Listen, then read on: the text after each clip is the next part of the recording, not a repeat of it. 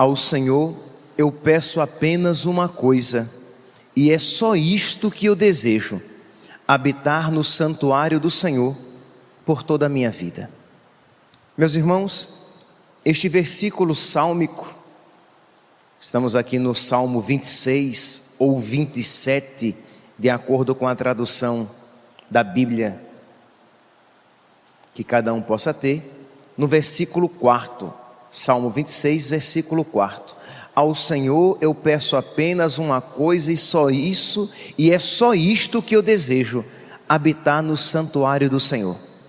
Este é o desejo que precisa estar presente nos nossos corações, e esta é a graça que nós precisamos suplicar a Deus a cada dia, para que todos e quaisquer outros desejos que venham a passar pelo nosso coração não se contraponham, não venham de encontro, não sejam contrários a este primeiro e principal desejo, sem o qual ninguém pode de verdade encontrar o Senhor. Ao Senhor eu peço apenas uma coisa, o mais importante, o desejo central, ao redor do qual todos os outros devem estar. Porque se no meu coração o desejo principal é estar no santuário do Senhor, o meu desejo é amar a Deus. Deus está no centro, porque Ele é o próprio santuário, Ele é aquele para o qual nós devemos tender.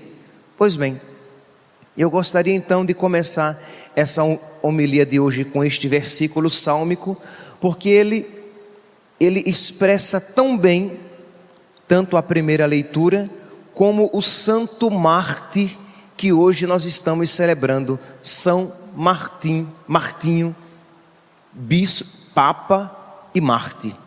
A primeira leitura, retirada dos Atos dos Apóstolos, é uma continuação, né, já desde terça-feira, que os apóstolos são presos, são libertos milagrosamente por um anjo, eles voltam a pregar o Evangelho, eles são presos novamente, trazidos à presença das autoridades judaicas, que dizem: olhe, se vocês continuarem pregando, vocês serão presos novamente. E eles dizem: nós não iremos desobedecer a Deus. Importa primeiramente obedecer a Deus, importa primeiramente fazer a vontade de Deus, mesmo que isso nos traga problemas, mesmo que isto seja feito à custa de dificuldades. E diz então que eles são surrados, dão uma surra nele, eles apanham com varas e são soltos, e as autoridades dizendo, versículo 40, Atos dos Apóstolos, capítulo 5, versículo 40. Chamaram então os apóstolos, mandaram açoitá-los e proibiram que eles falassem em nome de Jesus, e os soltaram. Em vão, eles não iriam parar de falar em nome de Jesus, porque ao Senhor eu peço apenas uma coisa.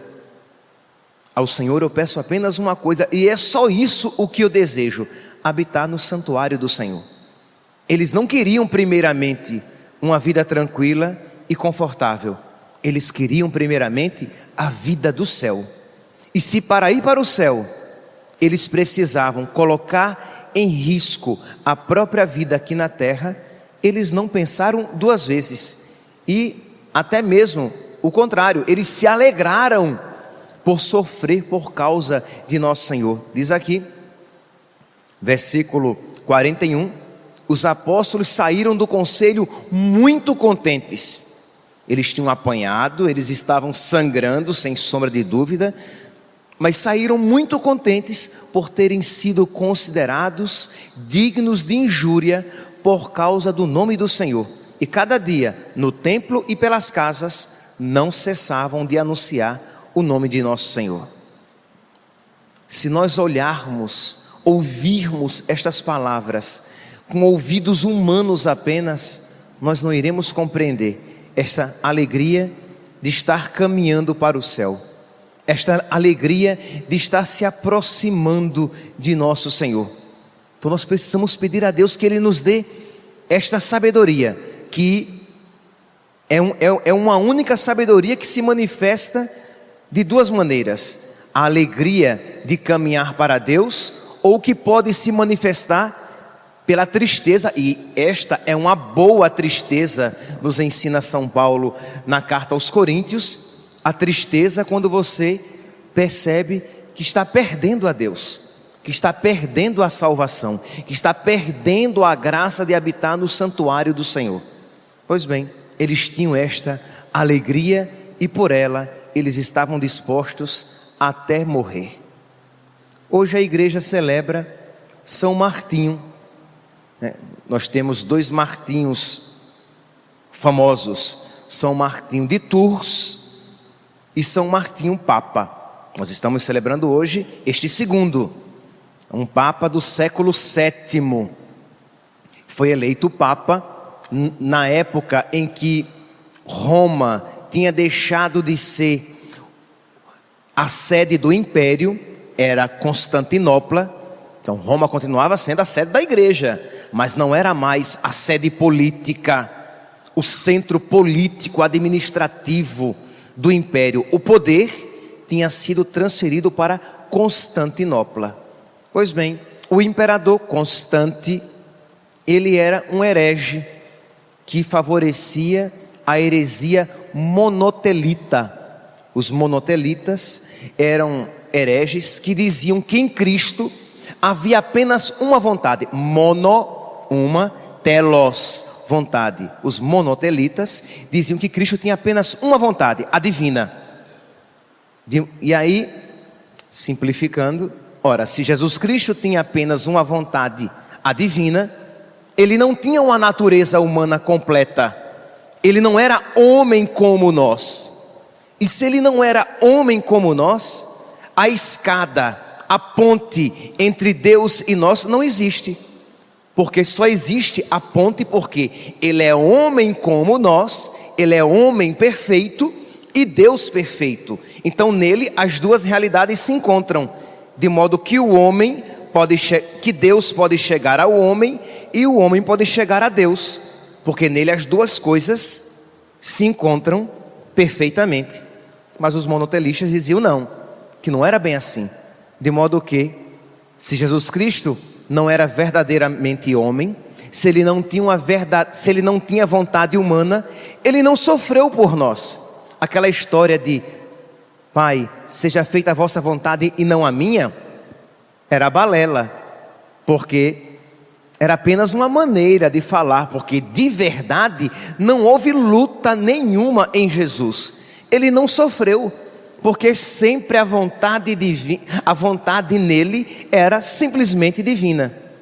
Pois bem, se ele não era verdadeiramente homem, não existe salvação para nós.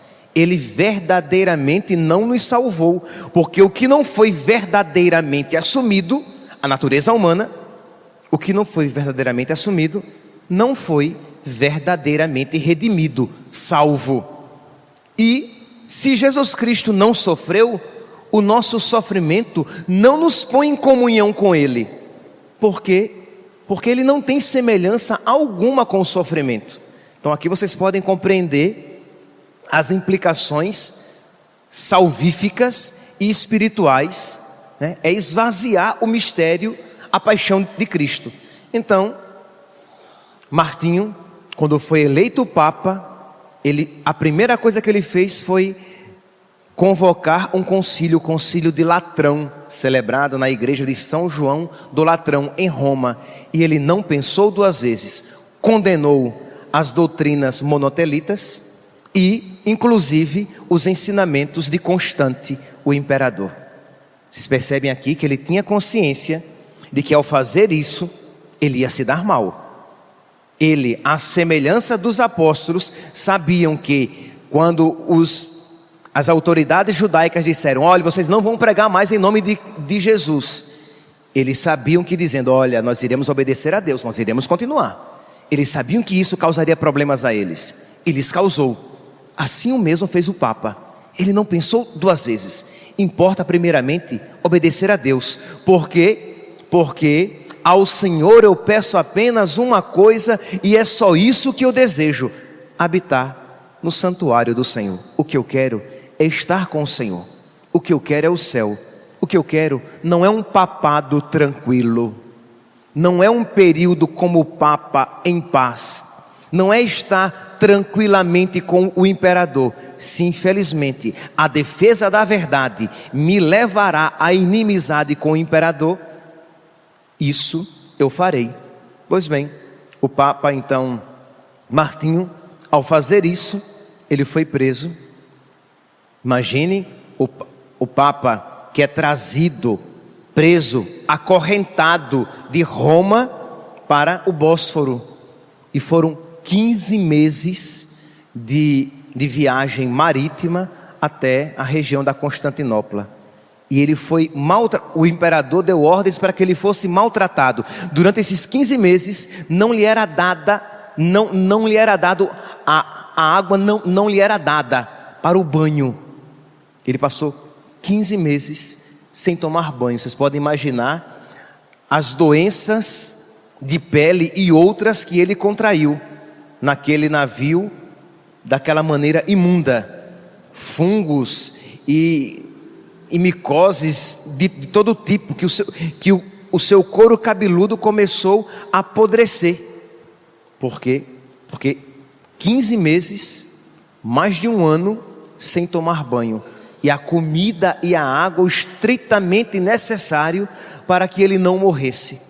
Quando chegou a Constantinopla, ali mais uma vez foi mandado para uma região onde a maioria era pagã, e ali ele foi colocado, chegou tão quebrado, tão cansado, que foi colocado numa cama no meio da rua, para que as pessoas passassem e o menosprezassem. Por quê?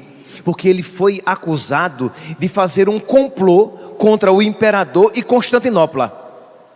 De modo que Constantinopla disse: então esse papa, a região era pagã, e diziam: esse papa aí queria destruir a nossa cidade, por inveja de que a nossa cidade agora é o centro do mundo. E as pessoas o desprezavam, ele ali numa cama, no meio da rua, um dia inteiro. Depois o aprisionaram e em alguns dias tiravam-lhe a roupa e o colocavam nu à vista de todos.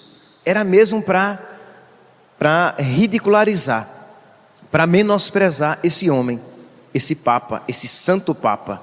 E ele escreve, nós temos aqui na liturgia das horas, uma de suas cartas, uma carta comovente, palavras suas: isolado de todo convívio humano e afastado da responsabilidade apostólica, eu vivo como se não vivesse.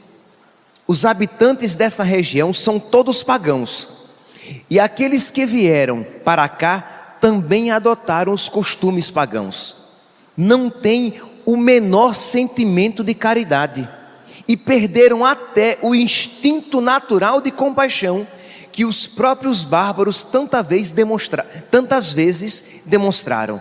Isto é, fazer isso com um homem, deixá-lo morrendo de fome, tirar-lhe a roupa, colocá-lo no frio, não dar banho nele.